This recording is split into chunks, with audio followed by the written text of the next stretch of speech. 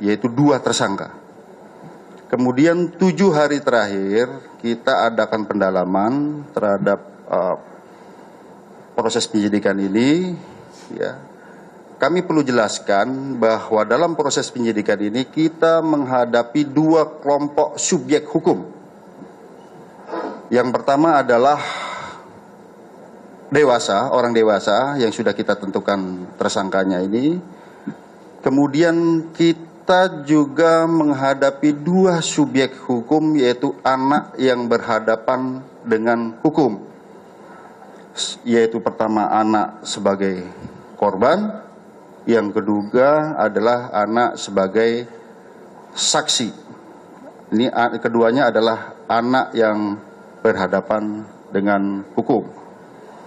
Oleh karenanya kami perlu kehati-hatian, kami perlu rigid dalam penanganan kasus ini, dan kami perlu mengundang mitra untuk menjamin bahwa pemenuhan daripada hak-hak anak ini bisa tetap terjaga. Oleh karenanya kami menggandeng dari KPAI dari awal, kami mengundang stakeholder dari awal, ya, UPTD, PPA Provinsi DKI, kami melibatkan dari Kementerian Pemberdayaan Perempuan dan Perlindungan Anak sejak awal. Kami juga melibatkan ahli pidana anak sejak awal dan juga ahli pidana. Dan juga kami perlu sampaikan rekan-rekan sekalian bahwa dalam proses penyidikan kami tetap melaksanakan penyidikan dengan menggunakan pola scientific crime investigation. Oleh karenanya rekan-rekan sekalian, dalam proses penyidikan kami telah memeriksa 10 orang saksi. Ya. Kemudian juga kami melibatkan saksi ahli di sini, ahli pidana, ahli dari digital forensik, ahli dari psikologi. Kami melibatkan tim dari APSI4, ya, psikologi untuk memeriksa psikologi forensik maupun psikologi klinis terhadap anak ini, sekali lagi dalam menjamin hak-hak anak tersebut. Nah, kemudian kami perlu jelaskan rekan-rekan sekalian bahwa pada awalnya kami menerapkan dalam konstruksi pasal adalah pasal 76C junto pasal 80 Undang-Undang PPA junto 351 penganiayaan, ya. Biasa di sini yang awal. Namun kami perlu menjelaskan bahwa penyidikan kami ini ada bersifat berkesinambungan. Kami artikan menganalogikan seperti ini. Misalnya kita sekarang sakit panas, tapi panasnya karena apa? Kami perlu ada pemeriksaan lanjutan. Apakah ini tipes?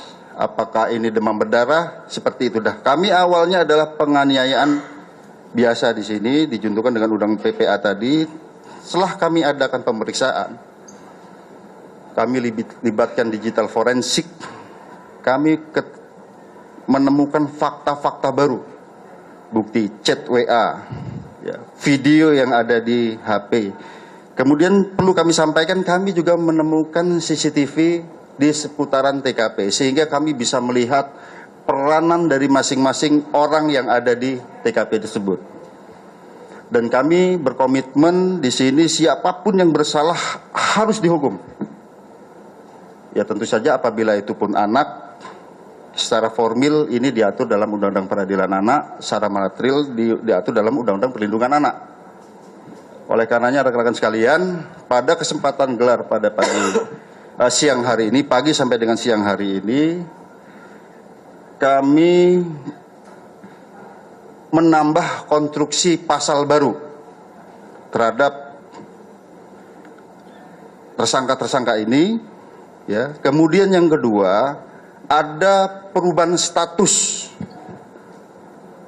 dari AG yang awalnya adalah anak yang berhadapan dengan hukum, berubah menjadi atau meningkat statusnya menjadi anak yang berkonflik dengan hukum. Atau dengan kata lain, berubah menjadi pelaku atau anak. Jadi terhadap anak di bawah umur ini tidak boleh dibilang tersangka ya. Jadi yang kami perlu jelaskan.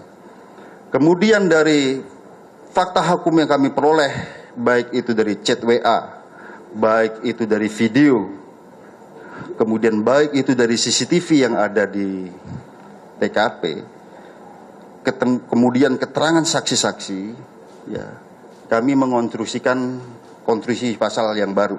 Nah, sebelum kami jelaskan, kami juga perlu menjelaskan di sini, ternyata pada awalnya para tersangka ini ataupun orang yang ada di TKP tidak memberikan keterangan yang sebenarnya.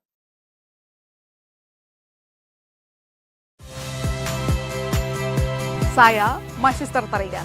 Saksikan program-program Kompas TV melalui siaran digital, pay TV, dan media streaming lainnya. Kompas TV, independen, terpercaya.